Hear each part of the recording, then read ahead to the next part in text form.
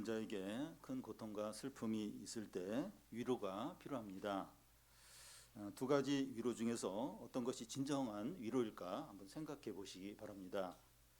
하나는 이야기를 잘 들어주고 공감해주고 적절한 조언을 해주는 경우이고, 다른 한 경우는 하나님의 영광과 거룩하심과 위대함만을 말하는 겁니다. 너무 단순화시킨 질문이지만 어느 쪽이 진정한 위로가 되겠습니까? 존 파이퍼 목사는 그 하나님을 설교하는 책의 서문에서 앞에 질문과 관련된 것을 이야기했습니다. 그는 신년 기도의 주간에 이사야서 6장 말씀을 설교했는데, 거룩하다 거룩하다 거룩하다 만군의 여호와여 그의 영광이 온 땅에 충만하도다 하는 그런 내용을 설교했습니다. 존 파이퍼 목사님은 그 하나님의 거룩하심과 위대함과 영광에 대해서 주로 설교하고, 일상생활의 적용에 대해서는 일체 말하지 않았습니다. 그는 교인들이 그 설교를 들으면서 어떤 반응을 할까 이렇게 생각을 이제 해봤습니다. 파이퍼 목사님, 교인들의 상처는 보이지 않습니까? 이 천상에서 그만 내려와서 실제적인 설교를 해야 않겠습니까? 그런데 그 몇 주가 지난 후에 한 젊은 부부의 남편이 자기에게 할 말이 있다고 하면서 어떤 자기 이야기를 하는 겁니다. 자기의 어린 딸이 친척으로부터 성적인 학대를 당한 겁니다. 그 부부는 그 사실을 알고 너무 고통스러운 날들을 보냈는데, 이 부부가 버틸 수 있었던 것은 신년 기도의 주간에 하나님의 위대하심과 거룩함을 설교한 그 말씀으로 버텼다는 겁니다. 신자가 너무 고통스럽고 절망적이면 이 어떤 것도 위로가 되지 않고 더 이상 버티지 못하고 무너지게 되는데, 마지막까지 버틸 수 있게 하고 무너지지 않게 이 발판 역할을 하는 것이 하나님의 위대하심과 거룩과 능력이라는 겁니다. 이 40장 1절에서 내 백성을 위로하라 이렇게 하는데, 진정한 위로는 하나님의 어떠하심을 알고 누릴 때라는 겁니다. 이사야서는 크게 두 부분으로 나눌 수 있는데, 1장에서 39장은 유다 백성의 죄에 대한 하나님의 심판과 또 진노에 대해서 이렇게 다루고, 40장에서 66장까지는 유대 백성에 대한 회복과 구원에 대해서 말씀합니다. 이사야서는 이사야가 미래 유대 백성들이 바벨론 포로로 잡혀가지만 70년 지나면 다시 고국으로 돌아올 것을 예언하는 성경입니다. 이사야서를 받아볼 독자는 바벨론 포로 생활을 할 유다 백성들입니다. 40장은 두 부분으로 나눌 수 있는데, 지난 시간에 살펴본 1장에서 11절 그리고 12절에서 32절까지로 나눌 수 있습니다.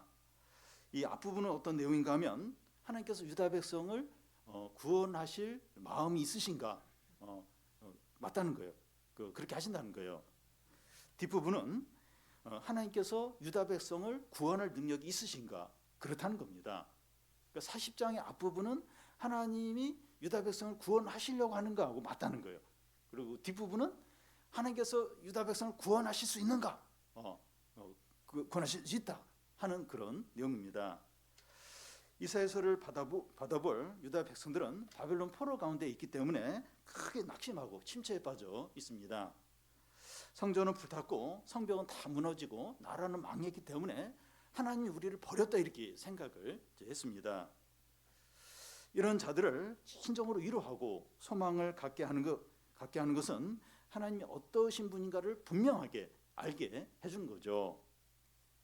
믿는 자는 하나님의 위대함과 영광과 위엄을 알게 되면 다시 힘을 냅니다. 힘을 내요. 너무나 절망적이고 고통스러울 때 하나님만이 진정한 위로와 소망과 힘이 되기 때문입니다. 웬만한 어려운 다른 것들 위로가 되는데, 진짜 너무 어려워, 진짜 큰 절망 가운데 있을 때는 이 하나님만이 진정한 위로가 되고 새 힘이 됩니다.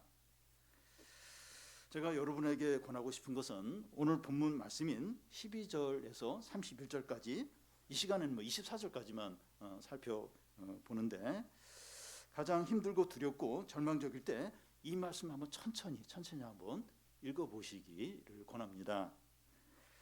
하나님의 위대함과 위엄과 주권이 너무 잘 나와 있고, 그 하나님이 연약한 우리에게 어떻게 일으키시고 강하게 하시는가 하는 말씀이 잘 나와 있습니다. 우리가 신자라면 반드시 위로와 평안과 새 힘을 얻게 됩니다. 진짜 힘들 때, 진짜 너무 속상할 때 12절부터 특히 31절까지 한번 천천히 읽어봐요. 진짜 신자라면 위로를 받아요. 새 힘을 얻고 소망을 갖게 됩니다. 우리의 문제는 하나님이 돌보시지 않는 것에 있는 것이 아니라 우리가 하나님을 잊어버리고 의지하지 않는 데 있습니다. 이 시간 하나님의 위대함과 능력과 주권과 영광을 깨달아서 회복되고 새 힘을 얻고 강해지시기 바랍니다. 먼저 이 창조하시고 모든 것을 다 하시는 하나님입니다. 12절에서 14절까지 한 절씩 교대 읽겠습니다. 누가 손바닥으로 바닷물을 헤아렸으며 뼘으로 하늘을 쟀으며 땅의 티끌을 대담아 보았으며 접시 저울로 산들을 막대 저울로 언덕들을 달아 보았느냐.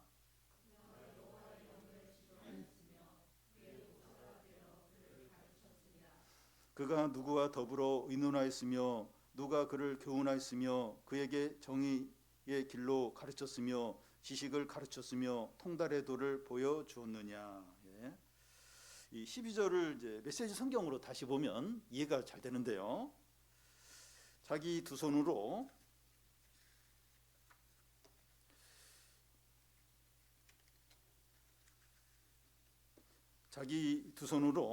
이 대양을 퍼올리거나 자기 뼘으로 하늘의 크기를 재본 사람, 자기 바구니에 온 땅에 티끌을 담고 산과 언덕의 무게를 재본 사람이 있는가? 아무도 없다는 거죠. 이렇게 하실 수 있는 분은 하나님뿐이죠. 하나님은 바다를 두 손으로 퍼올리고 이 손을 펴서 하늘을 재시고 산과 언덕의 무게를 달아 보십니다. 하나님께서 세상 만물을 창조하셨기 때문에 자기 물건을 다루듯이 산과 바다, 바닷물을 그렇게 하실 수 있습니다. 하나님이 얼마나 크고 광대하신가 하는 것을 나타내는 거죠. 13절, 14절은 쉬운 성경으로 보면 더 이해가 잘 되는데요. 누가 여호와의 마음을 알겠으며 누가 주께 충고의 말을 해줄 수 있겠는가? 여호와께서 누구에게 도움을 청하겠으며 누구에게 공평의 길을 배우겠는가? 누가 주께 지식을 가르치겠으며 깨달을 길을 일러 주겠는가? 누군가가 하나님이 모르시는 부분을 알려주고 가르쳐줄 필요가 있느냐? 없다는 거죠. 하나님은 누구에게 배울 필요가 없고 누구의 도움을 받을 필요가 없습니다. 로마서 11장 33절 34절에 보면 하나님의 지혜가 어떠한지 나와 있는데요. 깊도다 하나님의 지혜와 지식의 풍성함이요 그의 판단은 헤아리지 못할 것이며 그의 길은 찾지 못할 것이로다. 누가 주의 마음을 알았으며 누가 그의 모사가 되었느냐. 하나님은 세상 만물과 인간을 창조하셨기 때문에 모든 것을 다 아십니다. AI 로봇이 요즘 많이 나왔는데 다른 사람은 잘 몰라도 개발자는 AI 로봇의 기능, 또 장점, 약점을 잘 압니다. 자기가 만들었기 때문에 잘하는 거죠. 우리가 사용하는 스마트폰에 문제가 생기면 그 스마트폰을 만든 회사의 서비스 센터에 가서 이렇게 고칠 수 있습니다. 하나님께서 세상 만물과 인간을 창조하셨기 때문에 세상과 인간의 문제를 너무나 잘 아십니다. 누가복음 5장에 보면 예수님이 시몬의 배에 앉아서 이제 사람들을 이렇게 조금 거리를 띄어서 이제 가르치게 됩니다. 다 가르친 후에 베드로에게 깊은 곳에 가서 그물을 던지라고 그렇게 말씀합니다. 그러니까 베드로는 밤새도록 한 마리도 못 잡았어요. 그리고 베드로는 이 갈릴리 호수에서 수십 년간 잔뼈가 구르면서 이제 이 물고기를 잡았던 베테랑 어부입니다.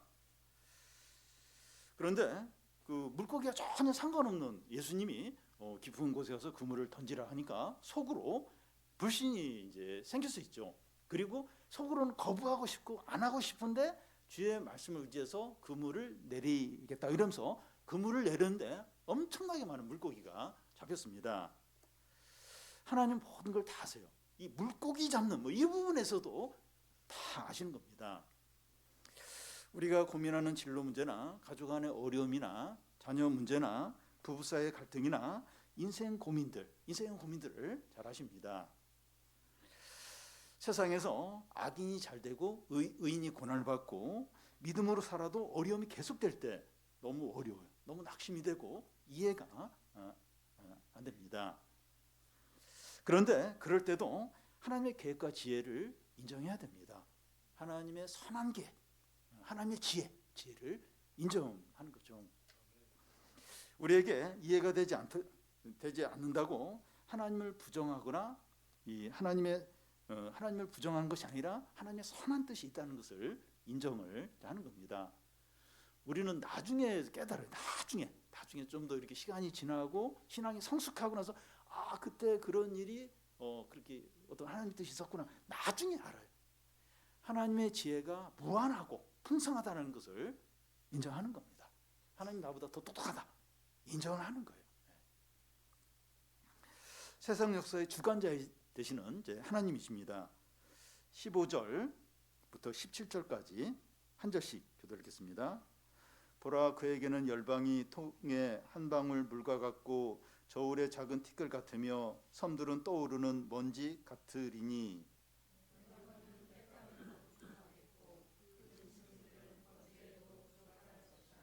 그의 앞에는 모든 열방이 아무것도 아니라 그는 그들을 없는 것 같이 빈 것 같이 여기시느니라. 예. 보라, 그에게는 열방이 통의 한 방울의 물과 같다는 겁니다. 이 통에서 물 한 방울이 튀는 것은 아무것도 아니죠. 아무것도 아닙니다. 또 열방이 저울의 작은 티끌과 같다는 거예요. 저울에 이렇게 보니까 티끌이 이게 있는 거예요.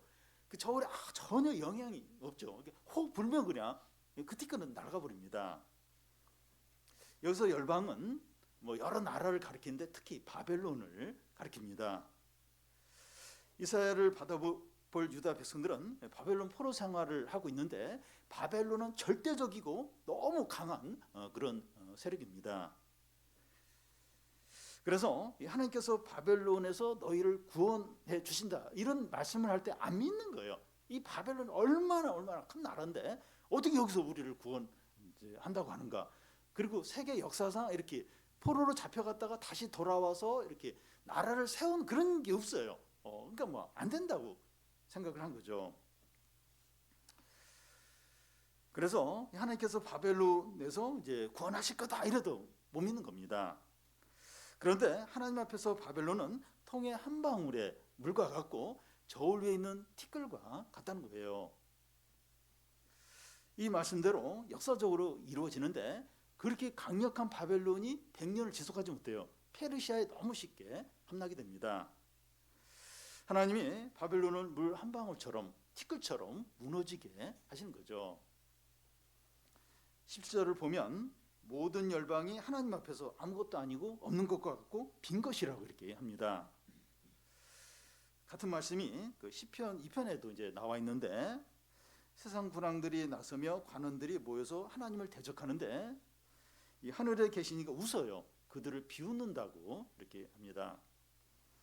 세상 나라들이 연합해서 교회와 하나님을 대적하는 것에 대해서 하나님께 아무 의미가 없다는 거예요. 아무런 영향이 없다는 거예요.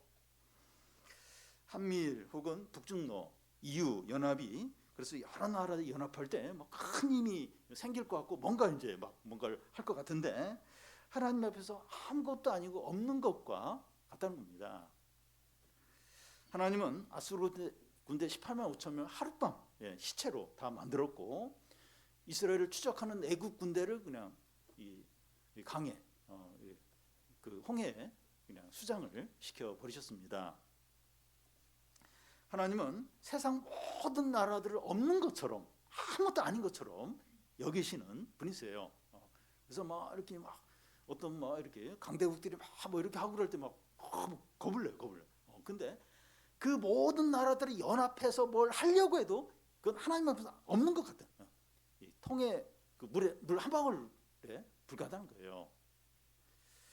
22절에서 24절도 이제 같은 말씀인데요. 한 절씩 교대를 읽겠습니다. 그는 땅 위의 궁창에 앉으시나니 땅에 사는 사람들은 메뚜기 같으니라. 그가 하늘을 차일같이 펴셨으며 거주할 천막같이 치셨고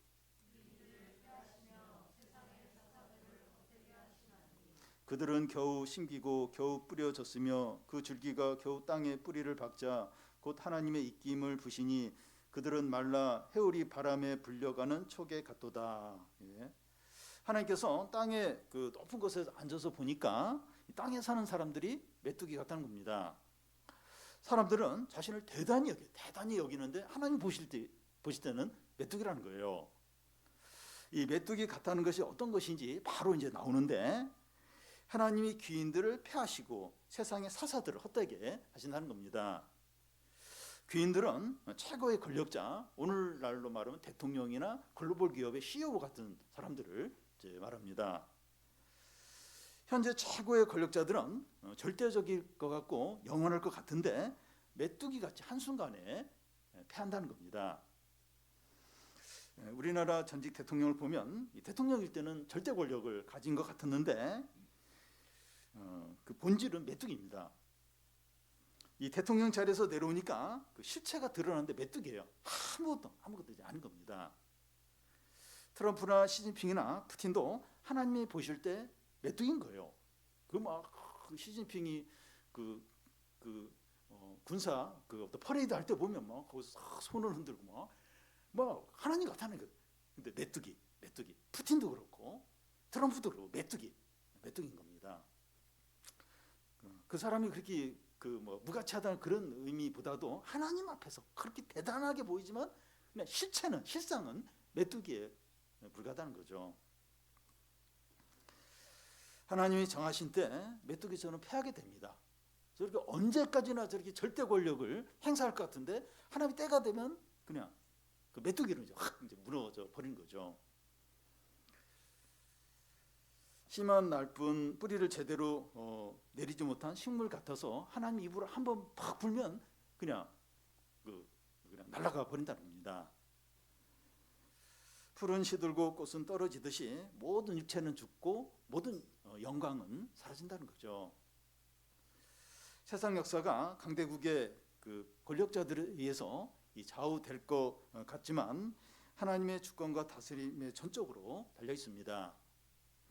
강대국들은 이 통에 물 한 방울처럼 또 이 권력자들을 이렇게 폐하시는 하나님에게 온 세상이 달려 있습니다.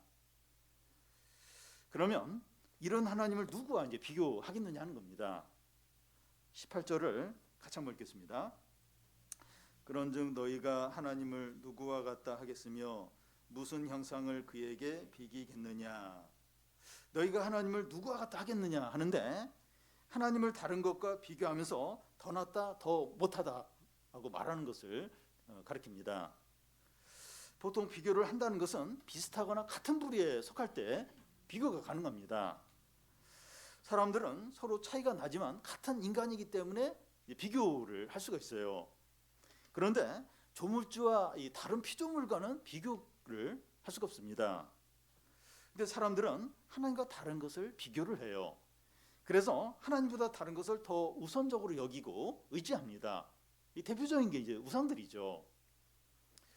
우상이 어떤 것입니까? 우상이 어떻게 만들어지는가를 보면 우상이 어떤 존재인가 하는 것을 알 수 있습니다. 19절 20절 한 절씩 교독 읽겠습니다. 우상은 장인이 부어 만들었고 장색이 금으로 입혔고 또 은사슬을 만든 것이라.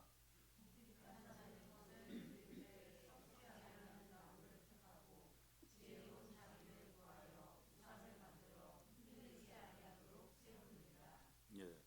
우상은 장인이 만들어요. 사람들이 자기 경제적인 수준에 따라서 금으로 입히기도 하고 또 나무로 이제 우상을 만드는데 단단한 나무를 선택해서 이렇게 솜씨 있는 장인에게 맡겨서 원하는 어떤 모양을 이제 만들게 됩니다. 사람들마다 자기 형편에 따라서 다양한 우상들을 가진다는 거예요. 그런데 우상을 만든 후에 공통적인 작업이 있는데 20절 끝에 보면 우상이 쓰러지지 않도록 기초 작업을 하는 겁니다. 우상이 스스로 서지 못하기 때문이에요. 그러니까 우상이 스스로도 못 서 있어요. 그래서 우상을 만들고 나서 우상이 안 쓰러지도록 이렇게 그 받침, 어떤 기초 작업을 꼭 이제 한다는 겁니다. 전에 경북 지역에 산불이 크게 나서 막 집들이 많이 불탔는데 이 절에 있는 불상들을 스님들이 급히 이제 불타지 않도록 옮긴 적이 뉴스에서 나왔습니다. 불이 난데도 스스로 피하지 못하는 우상들을 사람들은 우상에게 복을 비는 거예요. 불이 났으면 도망도 못 가요. 옮겨줘야 되는 그런 우상들에게 사람들은 복을 비고 그 우상들을 의지한다는 겁니다. 우상을 정의하면 뭡니까? 하나님이 아닌데 하나님이 줄 수 있는 행복이나 평안이나 안전이나 구원을 기대하는 모든 것이 우상이에요. 하나님이 아닌데 하나님이 줄 수 있는 것을 기대하는 모든 게 그게 우상들입니다. 그 우상들의 예를 들면 뭐 많은 돈이나 성공이나 인기나 권력이나 자녀나 사람들의 인정이나 힘 있는 사람이나 게임이나 이 스포츠나 부동산이나 주식 투자 이런 게 다 이제 이 하나님으로 올 수 있는 어떤 그런 안정이나 행복이나 어떤 이런 걸 이제 이런 것들에서 이제 차지를 한다는 거죠. 우상이 하나님이 아닌데 하나님이 줄 수 있는 것을 기대하기 때문에 우상 숭배를 하면 반드시 환멸을 겪게 됩니다. 우상 숭배자는 결국 비참하게 돼요. 아니 하나님이 아닌데 하나님처럼 의지하니까 결국 이제 비참하게 되고 그 우상과 함께 망하게 됩니다. 그 우상에게 자기를 다 맡기는 거예요. 그 우상은 그 사람은 못 책임지죠. 그러니까 이제 우상과 함께 망하게 되죠. 그러니까 모든 우상 숭배자는 이렇게 돼요. 비참하게 되고 그 우상으로부터 환멸을 얻게 되고 우상과 함께 망하게 됩니다.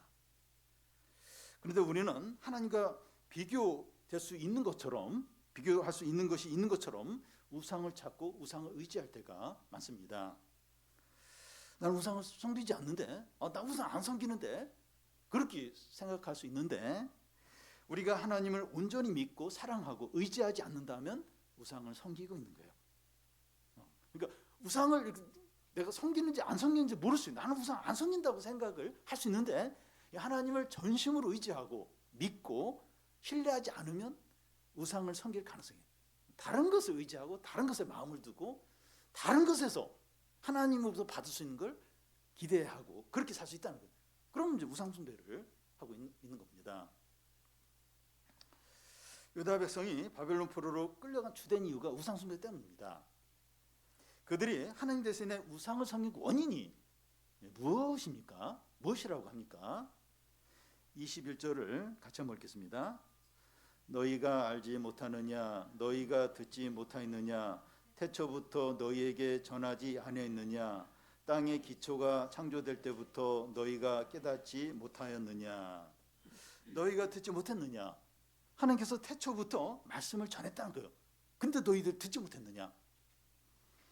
하나님이 무슨 말씀을 하셨습니까? 하나님은 창조주시고 세상 만물을 다스리시고 전지전능하시다 하는 이런 분이죠. 너희가 알지 못하느냐 하는데 너희가 하나님의 말씀을 듣지도 않고 들어도 믿지 않으니까 하나님을 모른다는 거예요. 하나님을 알지 못한다는 겁니다. 그러니까 우상숭배에 빠졌다는 거예요. 그러니까 하나님 말씀이 태초부터 계속 하나님 말씀, 하나님이 온 세상을 창조자, 하나님은 전지하시다, 세상의 주관자시다. 그 말씀을 계속 하는데 안 들어요. 안 듣고 또 믿지도 않고 그러니까 이제 우상숭배에 빠지는 겁니다. 하나님의 말씀을 듣지 않고 들어도 믿지 않으면 우상숭배에 빠지고 망하게 된다는 겁니다. 하나님의 말씀을 믿으라는 거예요. 하나님의 말씀을 믿으라는 겁니다. 말씀을 통해서 하나님이 얼마나 광대하시고 영광스럽고 모든 것을 다스리신다는 것을 믿으라는 겁니다. 그래서 우상 숭배하는 어리석은 자가 되지 말라는 거예요. 이 말씀을 안 듣고 믿지 않고 그러면 우상 숭배하게 된다는 거예요. 우상과 함께 망하게 된다는 겁니다. 하나님 또 얼마나 위대하십니까? 16절을 같이 읽겠습니다. 레바논은 땔감에도 부족하겠고 그 짐승들은 번제에도 부족할 것이라. 하나님의 광대함과 위대함에 걸맞게 이제 제사를 드리려고 할 때 레바논 숲에 있는 모든 짐승을 이렇게 번제물로 드리고 레바논에 있는 나무를 딱 떼서 이렇게 뗄감으로 해도 부족하다는 겁니다.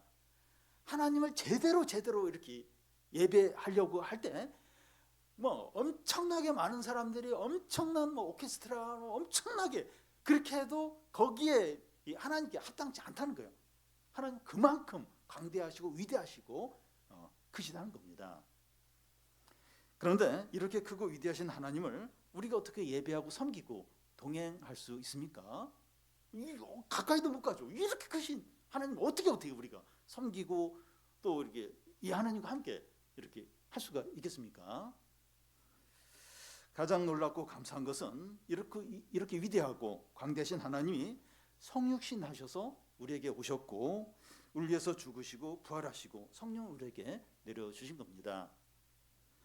그래서 하나님이 우리와 성령으로 영원히 함께 하십니다. 그러니까 예수 그리스도 이분이 우리에게 오신 게 이 위대한 이 광대한 이 세상의 주관자이신 모든 걸 아시는 이 크신 하나님, 레바논의 모든 짐승들 그리고 막 그 모든 나무를 베어서 이렇게 그렇게 제사를 드려도 이게 부족한 이렇게 크신 하나님이 우리와 같은 사람이 되셔서 오신 거예요. 우리를 위해서 고난 받으시고 죽으시고 부활하시고 우리에게 성령을 내려주시고 그래서 우리와 영원히 이 크신 하나님이 우리와 함께 하십니다. 이것보다 더 놀랍고 이것보다 더 엄청난 일이 있겠습니까? 하나님의 이 초월성과 전지전능하심이 예수님을 통해서 우리와 함께 하시는 겁니다. 이게 중요해요. 예수님이 사람이 되셔서 우리와 함께 하신 이 하나님의 초월성, 전지전능함, 또 그 크신 광대한 그 하나님이 예수님을 통해서 우리와 함께 하시는 거죠. 그리고 우리가 예수님을 믿음으로 이분과 연합이 돼요. 예수님과 연합이 돼요. 하나님과 연합이 돼요. 그러니까 이 하나님의 생명과 능력과 지혜와 영광과 그게 이제 우리에게 오는 겁니다. 그걸 우리가 누리게 되는 거예요. 그리고 이 엄청난 하나님의 모든 자원을 우리가 예수를 믿음으로 그걸 우리가 누리게 되는 겁니다. 그래서 우리가 진정으로 위로를 받는 겁니다. 어떤 상태에 있든지 소망을 갖는 거예요. 새 힘을 얻고 그 어려움을 이길 수 있는 거예요. 왜냐하면 이 크신 하나님, 이 엄청난 하나님의 능력과 생명과 지혜와 영광과 그 하나님의 자원이 우리에게 이렇게 공급이 되니까 진정한 위로를 받는 거예요. 그 절망이 아무리 크고 그 고통이 아무리 크고 그 아픔이 아무리 크다 할지라도 진정으로 위로를 받는 거예요. 그리고 진정한 힘이 생기는 겁니다. 그리고 소망을 갖게 되는 겁니다. 여러분 너무 힘들면 사람의 말이 위로가 안 돼요. 이렇게 얘기를 하는데 물론 이제 상대방은 이렇게 위로하려고 하는데 이렇게 마음이 이렇게 상할 때가 있어요.